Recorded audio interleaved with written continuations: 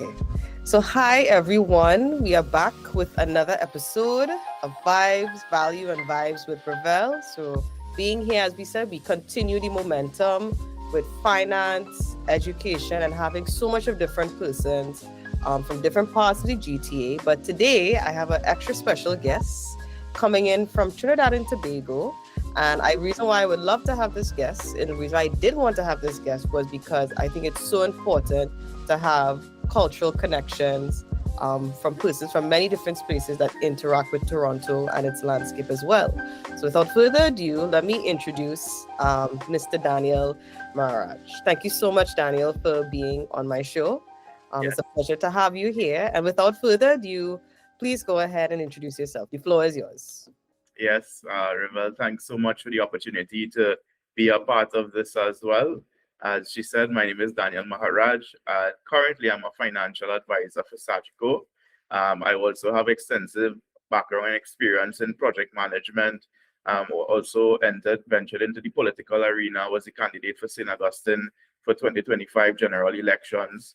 As well, I contested that seat. So also operations and logistics. And with that, getting into the field of finance now, I am taking all those expertise and the knowledge and the experience that I have and incorporating it into the financial industry to try and elevate and boost people to that path of success, financial freedom, and aligning myself with Rivelle as well also adds a little spice, sugar and spice. So yeah, that's a little bit about myself. I'm 32 years old as well, and going strong and going long. Well, thank you so much for that introduction. And Sure. for fun fact for persons that are watching and those from Trinidad and Tobago who may know, may not know, Daniel and I went to the same school, Yes, same yes. alumni. So we are from the same alumni. So it was so Sure. interesting after many years of connecting again. And I think this is the power of networking. I think Definitely. Daniel and I were pretty privileged in the sense that we were going to a school that influenced and played a huge put a lot of emphasis, I should say, on the importance of networking doesn't stay within your pool, and it's bigger than that.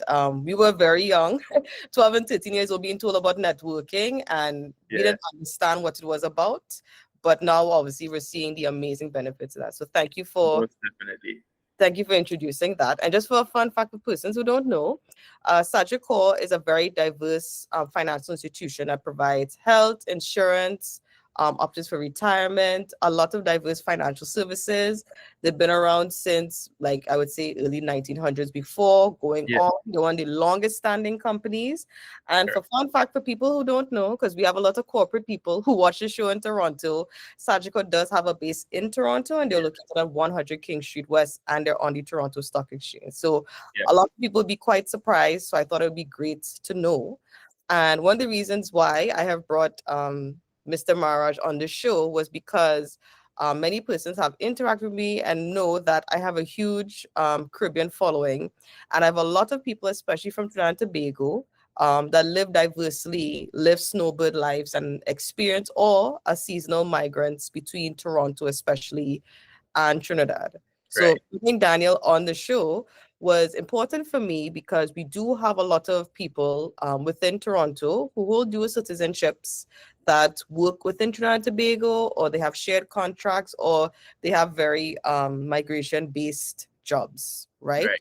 So I thought it'd be really, really good, Daniel, for have you as a financial advisor in Trinidad and myself working in finance, how we could give a little more of a broader scope to Of our course. urban communities that diversely work between the two places and stuff, right? Because one hand cannot clap. One Exactly. hand cannot clap. So going on at that, what would you, in very, very, very brief terms, what would you say your job is as a financial advisor, and how would you assess a client? Just very, very basic for somebody who doesn't know. Well, my job as a financial advisor, the title says it all, to financially advise persons on the best options available for them based on their financial status.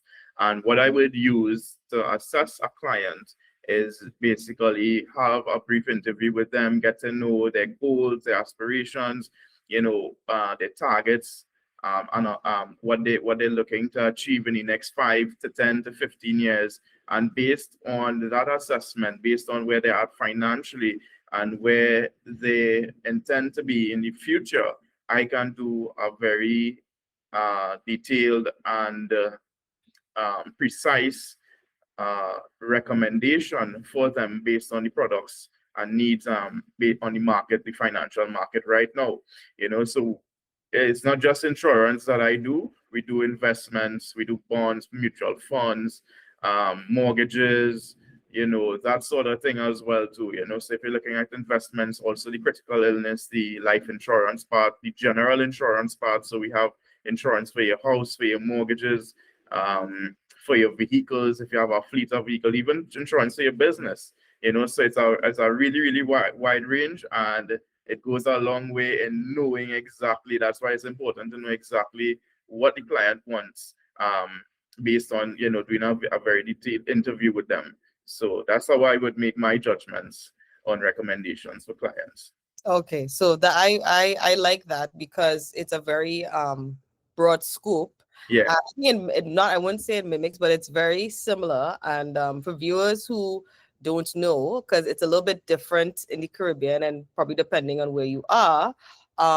In Canada, for example, when you are a mortgage agent, you have to be licensed under a brokerage, right. right? You don't necessarily need to work with the bank. I know I've shared it with my counterparts in the Caribbean. They're like, what? They're like, I was like, yeah, you don't necessarily have to work in the bank. It is just optional. Some persons prefer to work in the bank. Some people in the mortgage industry, they have had 10, 15 years of experience in the bank and wanted to expand new horizons working as an independent contractor, right? Correct. Very different. In the Caribbean, financial advisors, like I said, this is all about education. So I'm always letting my viewers and audience know along the way. Like you said, you provide diversity of services from insurance to guidance to finance to investments, etc. Correct. Interesting enough, in Toronto, your financial advisor doesn't necessarily need to extend themselves even into the mortgage aspect, but they will work closely with those partners. So Right. as I speak, me being a mortgage agent, I do refinance, renewals, debt consolidations, first-time home buyers, second purchases, etc. Yeah. And I can be a financial advisor, but in the meantime, I'm actually working with a financial advisor. So I Right. work with a financial advisor to help my clients. So it's really interesting that here you don't necessarily have to do all of it because it is a lot of work to do. Yeah. Correct. Where, in Trinidad and Tobago or other countries, your financial advisor could do about 10 to 15 different things, right? So Correct. Yeah. it's really interesting with sharing of that. So based on, like you said, you were like every financial advisor, no matter where in the world you are, that's pretty much what you said is what everyone has to do. I'm Yeah. helping you with whatever goals that you need to meet to live sustainable and the best way possible, right? Correct. Yeah. It boils down to. So one of the reasons, like I said, I had you was because in Toronto, and some people know, some people don't know, Toronto has the second largest amount of Trinbagonians ever. We're the second largest group of people in Ontario, right? Oh, And at an estimate of 105,966 people. So wow. that's a lot, and that does not even include grandchildren, and that doesn't even include those who are of Trinidadian descent with naturalized citizenship or dual citizenship. Right. Because we do have a lot of people in Trinidad who may have been born in New York, born in the UK, etc. Their parents maybe were living there for some time. They were born there, and then they came back to Trinidad, and now they're still dual citizenship holders. So Right. in terms of Toronto, that's a lot. And then by extension, in the GTA and the Durham region, which is further up, it's about over 70,000. Wow. So that was one of the reasons why having you here as a financial advisor, I know would be very, very lucrative for you to share that expertise because you sharing that with me and me understanding how we could work together with Trinidadians that are now going in back into their era of the snowbird era Yeah. with 6 months abroad here, 6 months in Trinidad, some of them which are remote workers, some of them work contracts between Canada and Trinidad. It'd be really, really helpful. So I think for viewers, it was really, really good for knowing that. So zooming in on that, how would you say, like, or if you have, I don't know if you've encountered, for you, like for a person, like you said, you're assessing all these things about them, right? Yeah, And for example, let's say they are migrating. They are migrating, whether it's permanently, whether it's for snowbird life, whether it's seasonal. And just for a disclaimer, for people who don't know what a snowbird is a person who moves to a warmer state during the winter period, right? right. So for you, because we know there are Trinidadians who work, in the UK, US, all these places.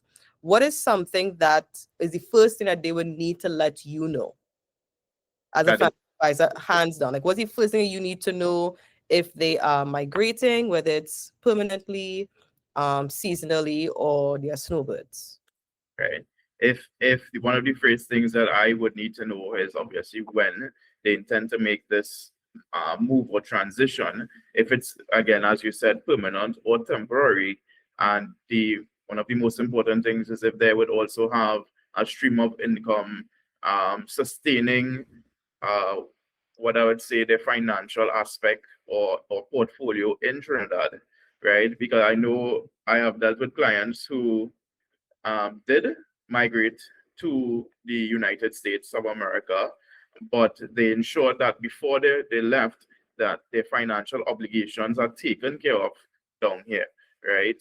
Um, I know it has some kind of conflict concerning that at some institutions, but for Sagicor, because we are international, we don't really, you could go abroad and still cover your costs and that kind of thing.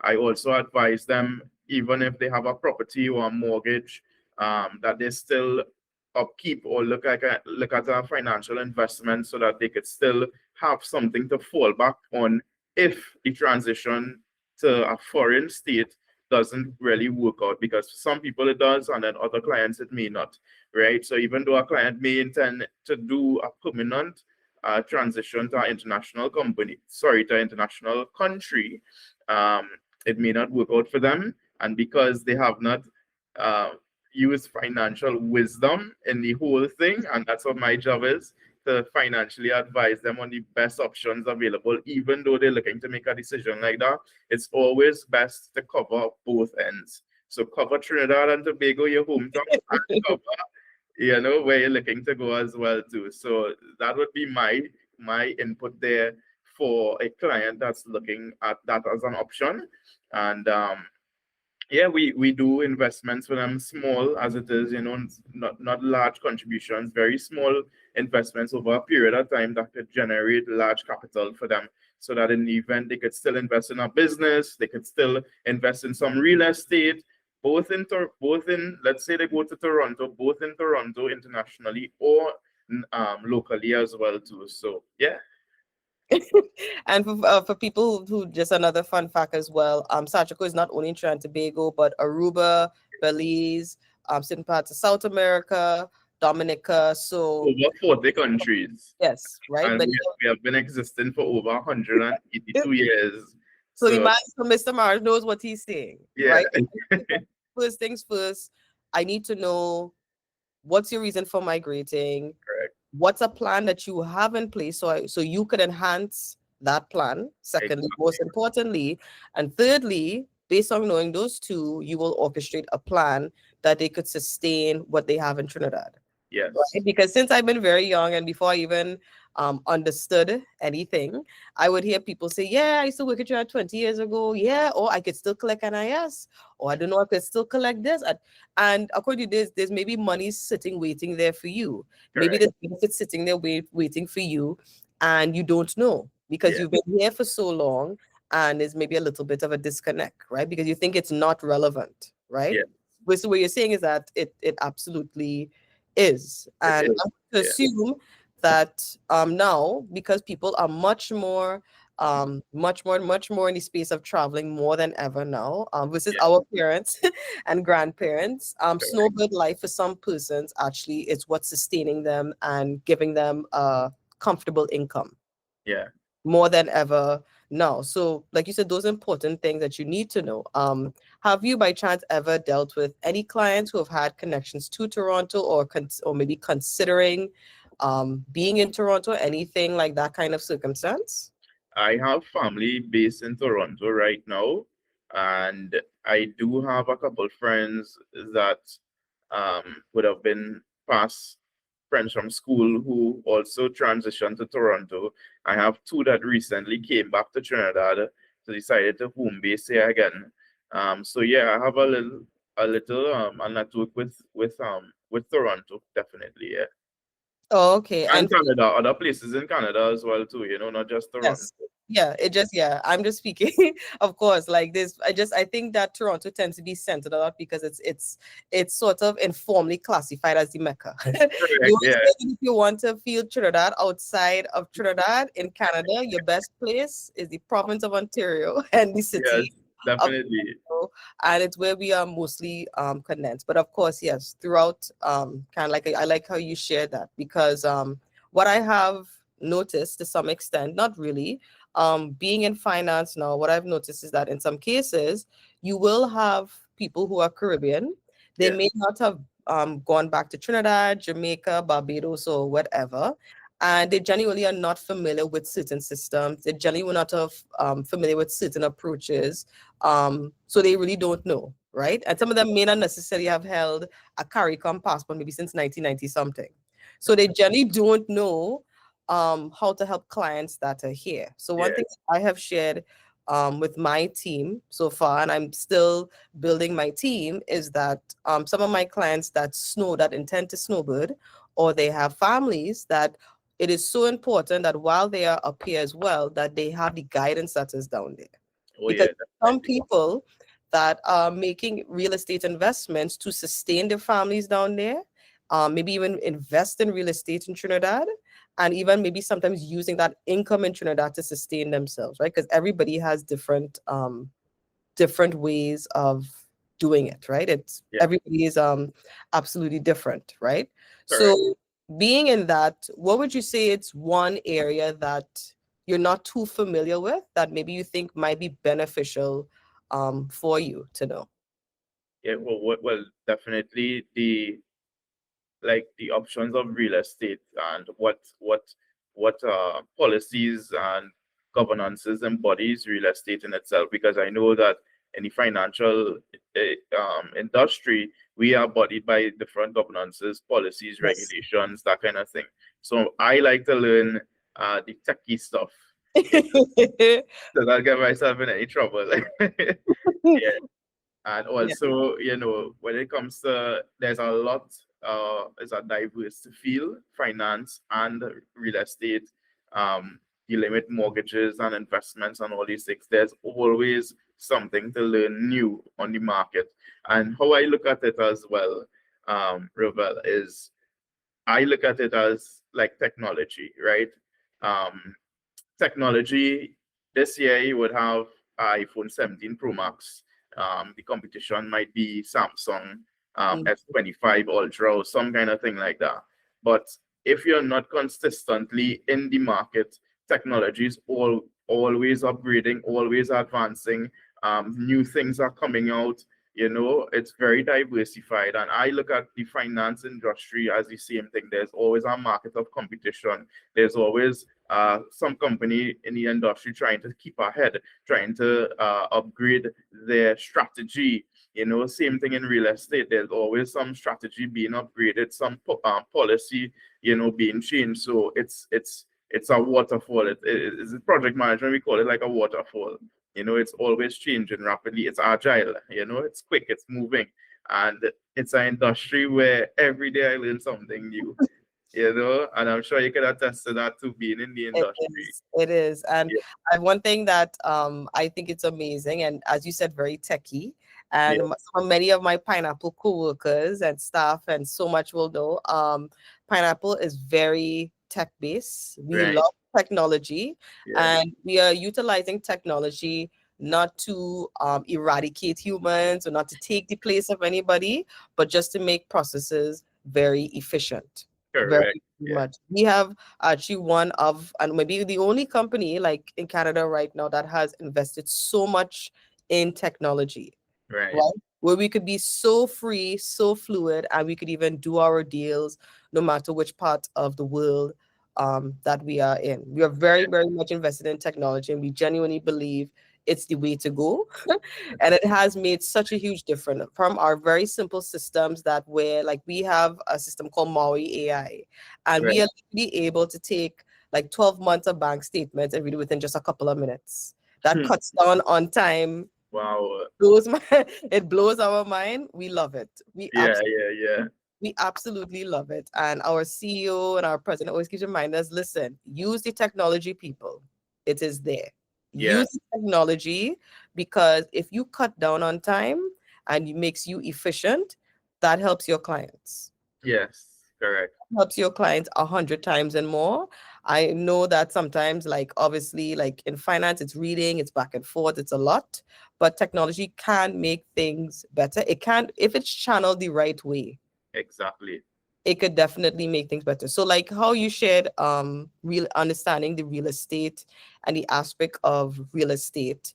One thing that I have noticed meeting clients and stuff like that, some of them are actually investing in real estate in Toronto to invest in real estate in Trinidad.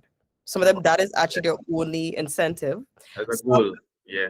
Some clients, and there's some clients I've met, they're always going to live in Toronto, or even other parts of Canada, Hamilton, etc., for the rest of their life. But Yeah. because they may have inheritance in Trinidad, family land in Trinidad, or may want to consider even doing like a business for self project or something in Trinidad, they Yeah. want to utilize the funds they may have earned from their house, or maybe utilize some form of equity to help with that in Trinidad. Exactly. And to be honest, I have spoken to a few clients already, more the established clients who have the income and the revenue to be able to invest on a larger scale. That right now, based on your statistics that you shared with me a couple of weeks ago, and how low real estate is in Toronto and stuff, that's a good opportunity for them. So it's the reverse down here with some of the business owners in Trinidad, whereby they can look at the option of using their business as a means to invest into real estate abroad, because they're already established down there, they're already successful, they're already doing good. The need to migrate is not that, of a priority to them. So they could use another option as well too. So it could be viewed on that aspect as well. Oh yes, definitely. And even within the not only within the residential, but within the commercial Commercial. landscape Yeah. as well. One of our realtor I actually met, he's Trinidadian as well. And his more or less niche market is really the commercial landscape. And he actually said that so far, because some businesses are not necessarily able to afford maybe like a full term lease, maybe some of them may want to move locations because they're not able to afford it. He's like, it has built a lot of opportunities Right. within that way. So maybe like you said, with some of your clients, maybe they could even be interconnecting ways, because I mean, people have been doing it for a very long time. Yeah. Maybe as you know, finance is affecting all of us globally, worldwide. We are seeing the pressures coming down on people a bit. Maybe Yes. these are opportunities now where we could support each other's businesses, right? Like you said, Yeah. some of them that are doing well down there. Maybe if you decide, you know what, maybe we want to invest in a roti shop. Maybe we want to invest in a warehouse where we could do some manufacturing, maybe for carnival. Maybe we could do Yeah. different things. We could expand more Yeah. on Correct. what is there. Like Exactly. you said, we could expand more on what is there. And no, real estate, this is really a buyer's market. It is not a seller's market. It is now the good time to get in. And Yeah. people automatically think that whether you are in Toronto or any part of Canada, whatever it is, the automatic assumption is that if you're not ready or you have no money or you have nothing, then just stay out of it. Yeah. That's what you should get in, because you have the fact that you don't know anything, you could absorb with good guidance. Right. That is the time where you could absorb with good guidance. Because even me myself, I'm building, and I have built an interest in real estate in Trinidad. I think it's been a little more motivated now that I'm a mortgage agent and meeting others. Right. For me, with regards to real estate in Trinidad, my concern, not only for me but some of my clients, is that how do we manage the two? Right. Like, I mean, the first thing most Caribbean people come to mind, we take the money from here, we multiply by 5 or 6, and we say, all right, the money is not a problem, which is fine. But according to you, how do you do that responsibly? Technology. Technology, I agree. How do we do that? How do we do that responsibly? You know what I mean? All jokes put aside, because Yeah. you Yeah. want it's channeled in the right way. Yeah, You know what I but mean? I see the importance of a network. Persons who take this job really seriously, like yourself and I am also building my network as my portfolio is building. I need help to diversify and be an expert at what I do. I can't do it all on my own because the portfolio is building as more people coming. Your business expand. You need admin now. Now you might need a secretary. You might need somebody to do the process aspect of your business. And then you might need networking in different departments, the mortgages and stuff. So right now, that's what I'm doing. Designating work to other persons in the profession, just like myself, to be able to handle parts of my portfolio, the different clientele that may come in. I can't manage it all. And that's the importance, I think, of having discussions like these, podcasts like these, sensitizing other advisors, other professionals in the industry that, hey, we can develop a team or a body to be able to network and partner with each other to ensure that there's a effective process, a smooth process, and a successful one in it all. So, and I appreciate this, being a part of this your podcast. Well, Correct. I appreciate you being part of my team. I genuinely do appreciate it because the way how my clientele is growing. So I'll give an example, and some people would have seen it on the previous episodes. I am now meeting soca artists. I'm now meeting those within the carnival industry, right? Some of them are dual passport holders, right? Some Right. of them would be foreign buyers, right? So it's different situations and circumstances. And even though I'm from Trinidad and Tobago, I don't know it all. I don't know maybe what the do's or the don'ts are. Yeah. So for me, my comfort is that, okay, I'm helping you, whether it's your debt, maintaining a mortgage, getting something that is suitable for your career, right? Because a lot of my clientele are in arts and academics, right? And people tend to think that if you're a soca artist, you're a producer, you're making money, think nice, and you're living champagne life, right? When in some cases, behind closed doors, and you remove the flims and the flams, a lot is really spent, and it's a very low income. It is sometimes a low income, especially Yeah. if it's seasonal.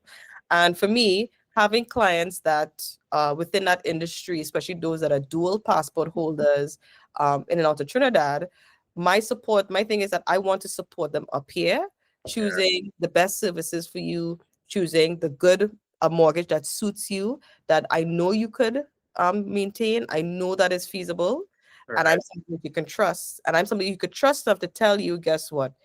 This is a person that you could trust in Yeah. Trinidad. Because if your business in a manner of speaking is fixed up here, then you might know how to operate in Trinidad. And vice versa. If you know how your finances are suited well in Trinidad, then you will know how to be up here. Yes. Right? And I think that one person just sort of going here and going back and forth, for me, it's a little bit exhausting. Some people might say people could do their own work, but I Yeah. feel like when the financial professionals actually physically work together, it's a lot easier Yeah. because Definitely. we're speaking the same professional language versus where to your clients, sometimes you may have to speak in layman terms. It can get overwhelming, it can get exhausting, and then um, people have really, really busy lives, right? Yeah. Correct. People have very busy lives. So moving on to that, and you really shared like how building financial profession, building relationships, A uh, network. Yeah. it's very, very important. Do you think within the economic landscape of Trinidad right now, I know some people have it's a little bit 50-50. Some people think like the Caribbean is going through a transition. Some are removing certain heads of state. Some of them are using unique forms of employment. Yeah. The business for self era has sort of boomed in the Caribbean, Yeah. right? And we're even seeing that here in Toronto with Caribbean and Black-owned businesses as well, right? People are walking away from corporate. People are investing in such. People are keeping their day jobs with their businesses. It's a new era, Yeah. Correct. very, very new. So with the economic landscape in Trinidad, and like you said, some of them that are considering migrating, expanding on their businesses, like, do you think right now is a time where people like you and I should start building these networks? Do you think people could benefit from that right now based on Trinidad's economic landscape? Yeah, definitely. I do see that it's very important and it's a need right now in persons like ourselves building that network.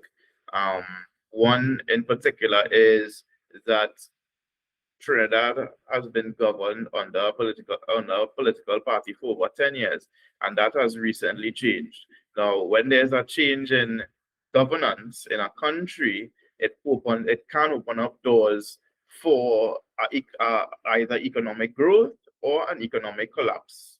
And so far, based on my predictions, based on the statistics that have been falling up with how the country is being governed, I can see that there's in a very short time going to be economic growth. So I would say and suggest that now is the perfect time to align ourselves with professionals like yourself and myself and really push the market, this financial market, to get people to invest into real estate, to get people to leave an inheritance behind for their children, to get people to um, you know, cover and protect and secure themselves, their lives, their families, and really put things in place to create generational wealth, because that's the goal and objective.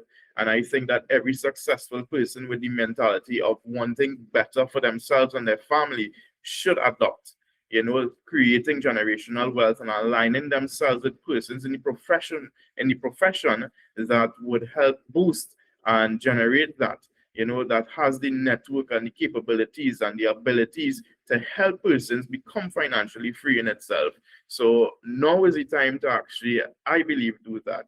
As Trinidad has experienced a change in governance, um, we can make a real impact and a huge difference. Okay, and like, well, I could say similar for here. Toronto has gone through transitions. This is controversy where even though more jobs in different areas have opened up in the volume Yeah, of Toronto, same. there is the concern in Toronto about the high amount of educated persons that are still unemployed, and they may have had to divert to being self-employed, Right. change their career trajectory. There is the concern of about homelessness, affordability. This is the heightened period in which Toronto has experienced that. So these are the discussions that people are really, really concerned about. And Yeah. of recent, a bill, which is Bill 60. I know people in Toronto know about this, but for my Caribbean audience, I'll give it in a nutshell. So Bill 60 in Toronto has passed, where it more or less discusses the need for housing and infrastructure, streamlining approvals, and in a summary, it consists of aspects of housing supply, municipal powers, tenant protections, etc. Now, one of the biggest controversial things that is occurring right now is that landlords have the authority to raise the rent as they see fit, when they see fit, and they're even able to even break a lease Wow. within a very and you don't within a very short space of time. And this is the concern because on one end of the spectrum, small landlords and landlords that are not necessarily as seasoned, they get that level of protection because Right. other tenants who would abuse the privilege, they are the tenants who would, damage your place, Yeah. wreck it. They would do so much of things to it. At the time when I came back to Toronto to live, there was the concern. I actually met with realtors, and this is years before I even thought I would have been in finance. Yeah. Many realtors, interesting enough, shared with me that whether you were dual citizenship, it didn't really matter, whatever it was. There's a point in time where realtors sometimes, and even landlords, didn't necessarily want to rent to students because they saw students as a liability to Wow. disheveling their place and stuff like that. Yeah. Yeah. It's such a culture shock. It was such an interesting culture shock for me because we always watch an American TV where they go off to college and they have the parties and we have Yeah. the wherever. And but it was a really true thing for some.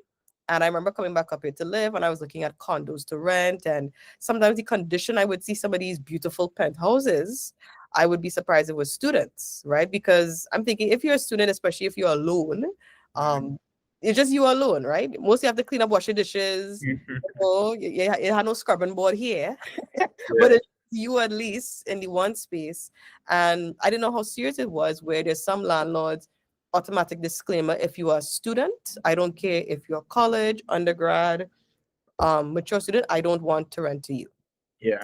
I was really, really surprised by that. Now it's a little bit different where some landlords have said, okay, we are actually willing to rent in Toronto, whether you're an international student or you're domestic, we are willing to rent if you're a grad student because they think that you are a little more mentally mature to have certain discussions, Possible. Yeah. come sit in discussions and different things, right? Right. And I think it's the same thing all over the world where financial literacy isn't really placed as a priority in schools as much. It's considered that when you are an adult, Right. quote unquote, but when you're out there in the real world, even if you're still learning, you're an adult. Correct. You're Yeah. still learning anyways, right? And then sometimes the lack of knowledge is always going to be fear, right? I think Yeah. that's something that we always know. Lack of knowledge is always going to be fear. Yeah. And just about the past couple months, I have been going to my alma mater in Toronto, University of Toronto, and I have been going to the African Studies departments, the Caribbean Studies departments, speaking to Trinidadian students, some of them which are of Trinidadian descent, some of them who have maybe they're born in Canada, but most of their life was in the Caribbean. Caribbean people of all sorts, Yeah. and many of them shared with me, the fear, right? That our parents came here, they made it, they gave us a comfortable life. We're able to be in Trinidad, we're able to be in Toronto, we're able to be back and forth, we're able to vacation comfortably, Yeah. but we don't necessarily have the financial knowledge ourselves because it's a totally different time. Correct. It's Yeah. a totally different time. So So true. many of these students, whether they were undergrad or about to graduate or going onward, between the ages of 21 to 40, some have shared with me that, sometimes you feel a little bit fearful because you don't know. Some of them, feel as if maybe I should stay stuck with renting. And Mm. for me, is that I want to bridge that gap, that it's okay that you don't know. It's Yeah. okay that you don't know. And there's this new era and this new generation of youth that are saying that our parents may not want to go back to Trinidad or they may not want to go back to Grenada, but we do. Yeah. We want to do what's more than North American life. We want our income and generational wealth just not necessarily to stay within this country. We want to have that Fine. fluidity. Yeah. You know what I mean? That fluidity. And I think that is so important. It is so important to take your time and know. Oh yeah. Definitely. Yeah. That, and as you said, now it's the time to kind of build that right now. Yeah. So Correct. imagine people in Toronto that are renting, like your average basement apartment in Toronto could range from $2,000 to $2,500 Canadian. Mm. That's at least $10,000 TT. Yeah. That's a lot. That's high.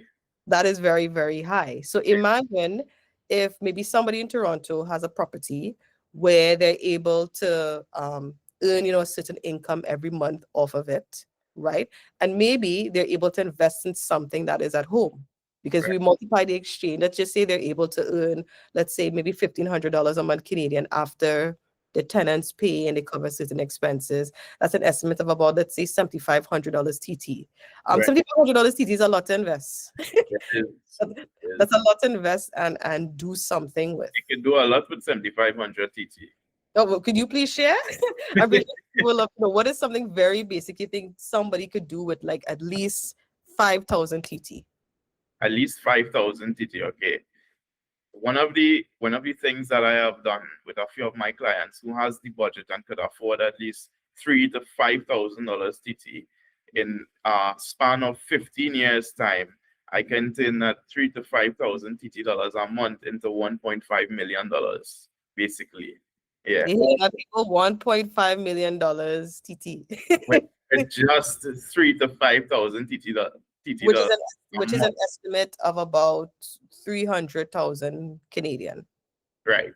Yeah. Which that's not bad. Pretty good. Pretty good. I mean, you could start a property with that.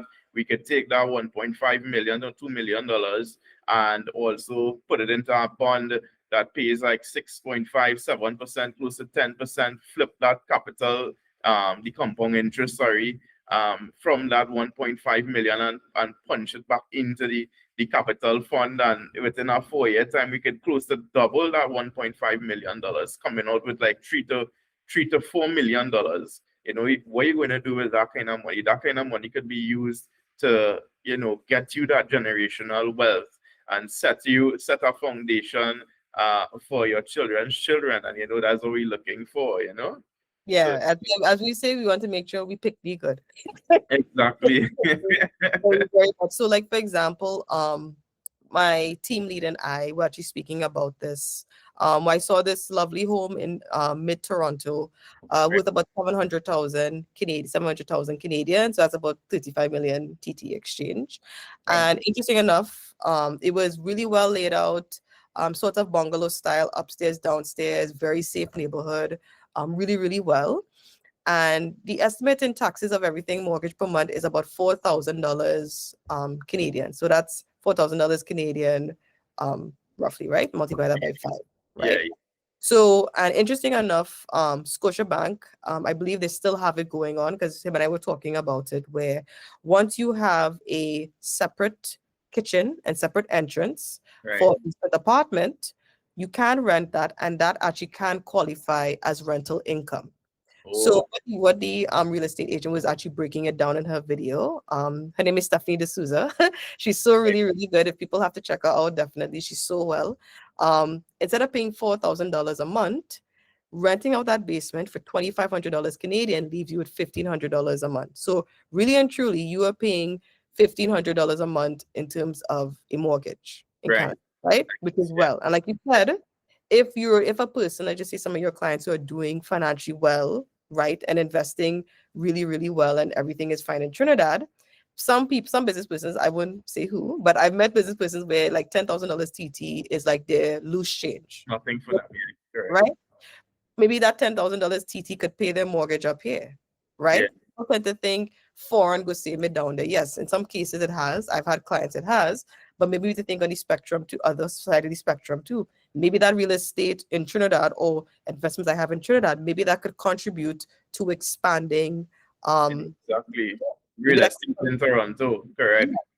yeah, and doing that, yeah, and Scotiabank has that program. I had the privilege in late September and October, in my broker, which is called Pineapple Financial, and we were actually able to gather 40 lenders, 40 different lenders, um, A and B lenders. And it was an amazing experience because we got to speak to the lenders, ask them all the questions. And it was such amazing where some of them actually said to me they're willing to even work with business persons with a credit score as bruised as 600 and under. That Wow. is, yeah, 600 and under. Yes, your interest rate will be a little bit high, but we are willing to work with the bruised credit score. A great opportunity. It's a great opportunity. So right now, like I said, if some people, even a lot of Trinidadians want to, even Caribbean people over, you want to get into it. Yeah. No way that it's not to say it's impossible. Of course, it will take some time, but we can get you there. And it doesn't have to feel as if Trinidad could be out of your way, or I can't afford the land, or I cannot afford, right? Because in Trinidad in conversion, roughly give or take, you probably need about, let's say, maybe an equivalent to at least maybe 700,000 Canadian, maybe to start off from, right? Really and truly, right? Because land in Trinidad may start from 10 million going up, depending on where you are, where you You want are to be, great. what you are, right? So why not maybe look into investing in Toronto, right? Taking your time, building that, maybe using it as a rental property, maybe even renting for students. Maybe you just want to rent to students, make off of that, and let that help fund your property in Trinidad. Or if you are fine in Trinidad and your business is fixed, you have loose income, and especially if you're dual citizenship holder, because right now Toronto has a foreign ban until 2027, right? Just for rental control and housing control, which is totally understandable. But Yeah. if you're a citizenship holder and you're a Canadian citizen, and like you said, you're in the position, why not invest in something here? Correct. Yeah. Why not? Exactly. Why not? Like one area I'll share, which is Muskoka. It's for those in Trinidad, you can look it up. It's a beautiful area.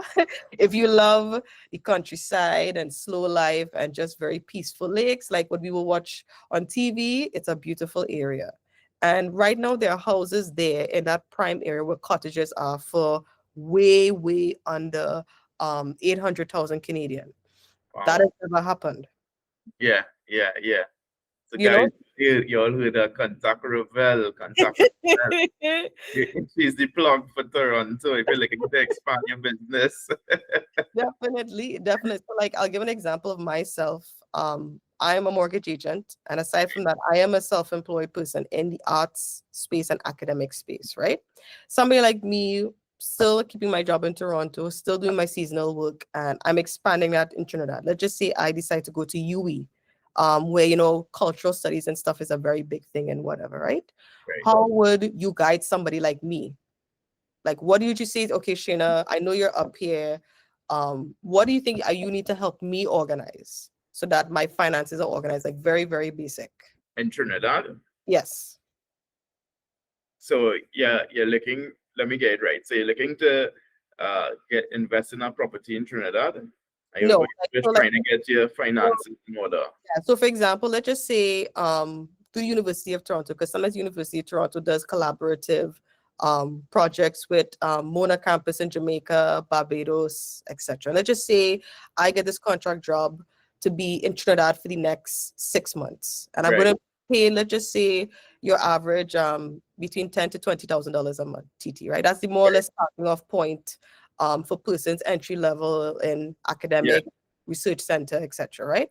And I Right. said to Daniel, since I'm doing this project for the next 6 months and I'm going to be in Trinidad for the next 6 months, what should I invest in? What should I do? Because you know that I'm a snowbird and I'm only going to be there, let's just say from midway to December.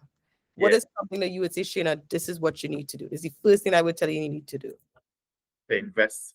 I would say to generate capital, to build capital first, especially being that it's such a short spacing time that you would be. So what I would probably do if it's 6 months that you're looking at, I would more advise you to uh, put your money towards something that generates interest. Oh, So, like a credit union, or a financial institution that generates interest based on your the income that you would put towards your contributions. So out of that 20,000, maybe you're surviving on 10,000 with your rent, your bills, your groceries, your gas, traveling expense, everything like that. And you have $10,000 TT to play with. I would tell you within that 6 month period, try and accumulate that $60,000. And probably with the interest rate that the financial institutions are offering, we could probably amp it up to about 70 within a short period of time. And, there's a lot to do with 70,000. There's the agricultural sector that you could flip money, you can do produce. There's so much things you can do diversely with $70,000 TT. I know business partners who they take opposite they pay you back up to 25 to 50% of your of capital that you invest with them and their business, within a 3 months period. So even though after the 6 months, if you have 60,000, we could get our investor to probably double that to 120 or something, and you can keep it rotating that there, yeah.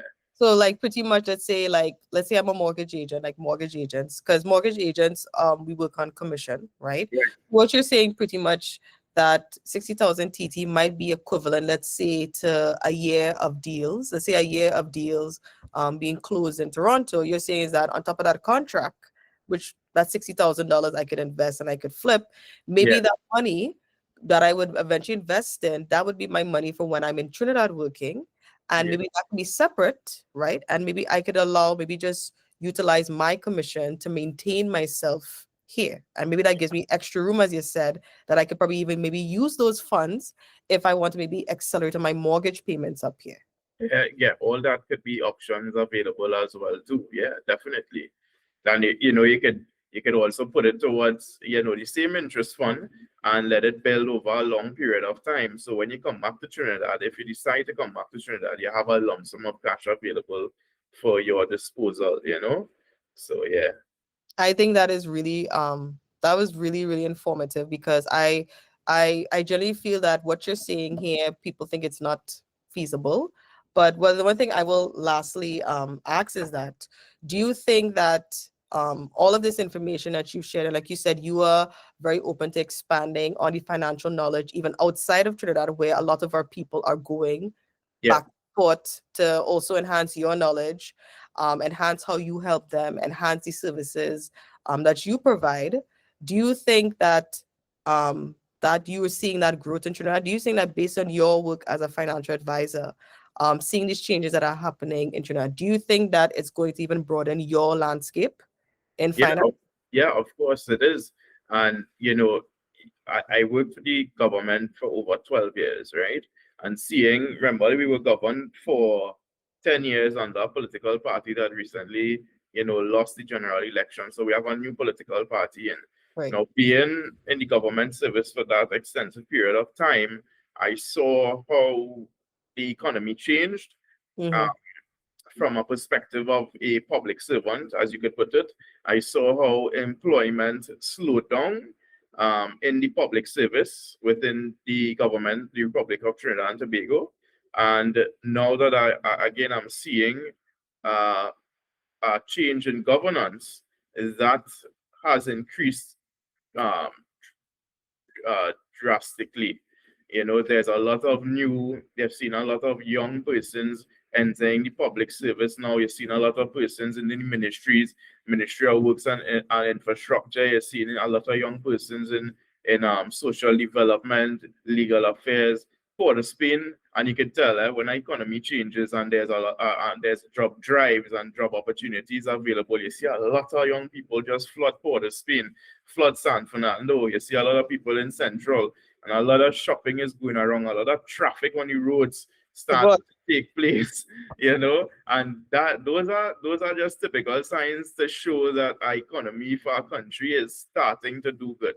When you see a lot of activity and persons shopping and mm, going everywhere compared to somewhere that's slow and dead and there's not much traffic. So again, and then even dropping the price of super, that creates opportunity for business people as well. It saves somebody a few bucks, yes, but that few dollars that you would have spent over the past 10 years, now that it has been reduced, you can use that as an opportunity to increase your finances, to invest into something, even though it's just $1, mm. 1 cent alone can make a big difference. I, Yeah. I totally agree. So because I mean you pretty much answered one of my questions I was coming to earlier, that you see the great benefit of you and I working together and expanding. So Yeah. in very, like, let's say 4 or 5 brief points, what are very short and brief things that you, for example, would require from somebody like me? What is something that you think that could definitely help your client? Like me being understanding that the mortgage or the financial landscape is obviously different in Toronto, the diversity of services, my team that is extremely supportive on the marketing level, the financial level, my interconnections with lawyers that are Yeah. even in entertainment, sports, and now I'm building my connections with immigration lawyers as well. What Right. are very brief things that you would like from like me, or let's say somebody like me who's had that experience living in Trinidad or the Caribbean? Like, what's very brief that you think it's going to be very important for you to know and lucrative for you to know?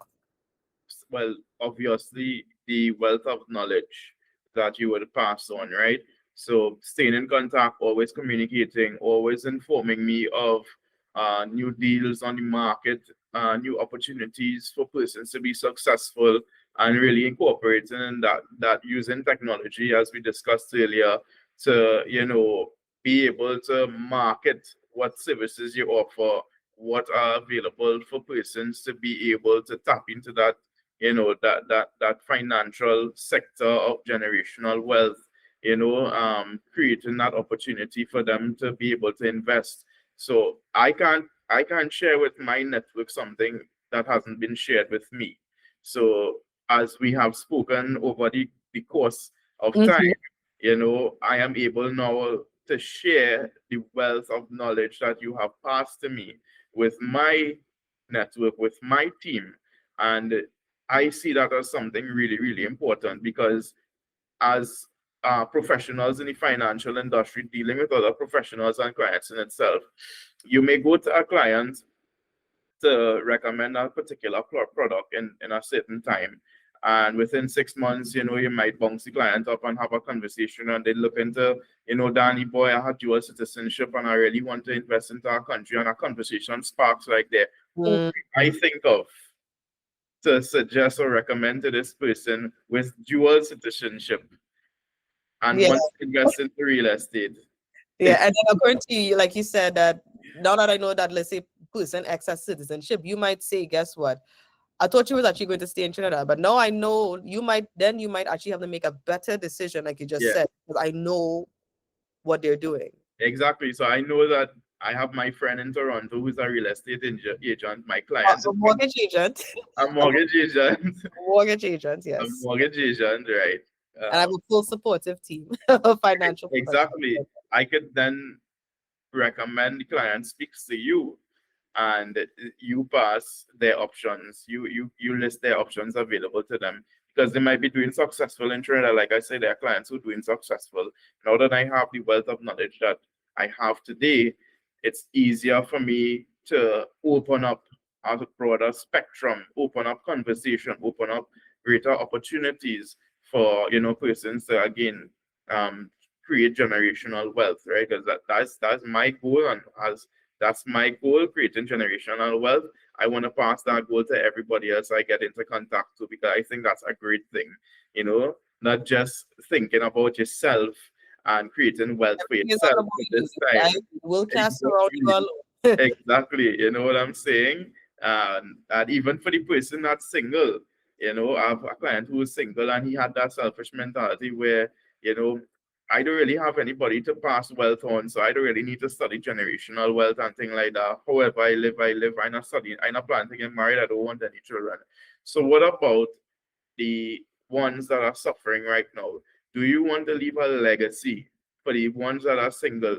Your goal should not just be to survive day to day or to create wealth and achieve your goals, your personal goals, all that's fine and good. But you should also look to go further than that, think beyond that, think about leaving a legacy behind, leaving an impact behind for persons that, I need it. There's charity available, so I was able to get a client to create the generational wealth and leave it behind for charitable causes. In the event something was to happen to him, a charity could obtain up to $3 million. And that could go a long way. That could help a lot of children in need, a Yes, lot of that's families, good.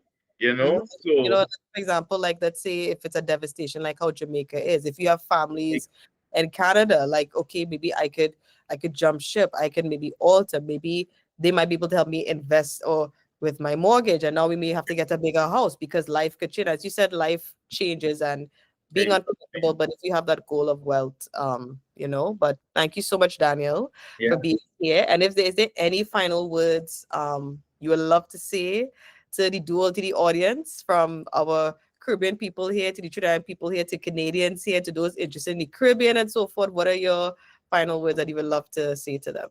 Yeah, I just want to again thank you for the opportunity. I want everyone to keep in mind that life is a race, it's very short. To understand that yes, your car, your house, a mortgage, your boats, everything that is materialistic is important and it needs to be insured. But the most important thing is your life. And some people take that for granted. They insure their boats, they insure their cars, their house, everything else. But when it comes to their life, they take that for granted. This is the thing that got you those things in the first place. So, ensuring that you protect and cover yourself and ensure that you leave an inheritance at least behind for your family is just as important, as everything else in your circle, and just stay focused, work hard, be productive, and ensure that you align yourselves with great people Like like us. like us. Correct. Thank you so much. I appreciate it. So one thing I want to end the show, and nobody gets to run away from it. I ask 5 fun questions at the end of every show. So Right. nothing difficult, just to think about like a this or that. So black cake or sponge cake? I'm a sponge cake kind of guy. Around Christmas? Yeah. I know it's a shock. Everyone is shocked when I tell them I prefer irregular cake over black cake. But yeah, I'm not the kind of fruity guy. I for me for Christmas, I don't long for sponge cake because I like to eat sponge cake throughout the year. I Yeah. could not consume sponge cake November, December. Yeah. Right? Yeah. Because I Yeah. know I inhaling pastel up until January. I make minimal 50 to 100 pastels. So I know I don't really bong for these sponge. But all right, you're a sponge cake fella. All right. I'll take one piece of black cake just for the tradition and As the for culture. Yeah. to not sound culturally offensive. Yeah. Correct. All right. Exactly. All right. Second question is that early retirement freedom or late retirement security? That's a good question. I'll have to choose early retirement freedom. Yeah, boy. I, I agree. Capitalism is pressing on our necks worldwide, and I think we need to kind of enjoy life Correct. earlier. So I agree with Exactly. that. Right. And the third, this is a controversial question, a little bit controversial. Right. Pasta with the raisin or pasta without the raisin? It don't really matter to me, but I like the little sweet inside. So I go choose pasta with raisin. I don't mind. Yeah. I know some people might want to reconsider my ID card, but pasta Yes, with raisin just kind of irks myself a little bit because I I really agree. I I don't. agree. I know a lot of Trinidadians and Caribbean people don't like that raisin thing at all. But me, I like a pasta with a little extra pinch of, you know? I know the majority. I know most of Trinidad and Tobago has said if you have no reason, it is an empanada. I Yeah, know I know many people, including maybe some of my own relatives, and I had a friend of mine tell me, Shana, how you could be of First Peoples Amerindian parts descent, and you tell me you want no reason in your pasta. That is offensive to your ancestors, but I'm sorry. I can't do the raisin. I particularly make mine without the raisin, and right. it's vegetarian friendly because I So don't. when you're making for me, make with raisin, please. All right. So the fourth thing, Right. be mobile or Digicel? God, but none of them, if I could choose, none of them I could choose. But I would Digicel for over 14 years now, so I'll have to say Digicel, unfortunately. That's a hard one you asked me there. I most I used to be on the fence. I know on the fence is a neutral space, and you say when you choose neutral, you choose the side of the oppressor. But Yeah, I think in my from Form 1 to Form 3, I was on the Digicel wave, and then I just kind of just wind to the side back to green. Green. yeah, Digicel is great for internet. I know B Mobile, we have our up and downs. I know B Mobile has a space in my relatives' heart because calling Toronto B Mobile is very affordable and you're not spending more than $10. Yeah, wow. it's really Nice. affordable. So I'm a little bit more of a B Mobile person a little bit. And the final one is pineapple chow or plum chow. Now, mind you, the institution I am working for is called Pineapple Financial. I'm just putting it out there. So pineapple chow or plum chow. I would prefer pineapple chow. I love pineapple.